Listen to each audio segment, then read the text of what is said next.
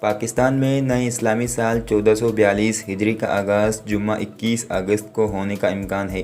Express news کے مطابق پاکستان میں نئے اسلامی سال 1442 ہجری کا آغاز جمعہ 21 اگست کو ہونے کا امکان ہے، جبکہ یوم عاشور 30 اگست کو ہوگا۔ محرم الحرام کے چاند کی رویت کے حوالے سے مرکزی رویت اعلان کمیٹی کا اجلاس جمعرات 20 اگست کو ہوگا۔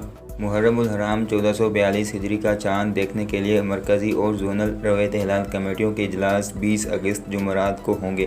وزارت سائنس و ٹیکنالوجی کی ویب سائٹ پر دستیاب ریکارڈ کے مطابق پاکستان میں یکم محرم الحرام 21 اگست کو ہوگی، جبکہ یوم عاشور یعنی 10 محرم الحرام 30 اگست کو ہوگا۔ وزارت سائنس و ٹیکنالوجی کی ویب سائٹ پر مہیا کیے گئے ڈیٹا کے مطابق رواں اسلامی ماہ ذی الحج کا آغاز 22 جولائی کو ہونا تھا، تاہم رویت اعلان کمیٹی نے 21 جولائی کو چاند نظر نہ آنے کا اعلان کیا تھا، جس کی وجہ سے عید الاضحیٰ 31 جولائی کی بجائے یکم اگست کو منائی گئی تھی۔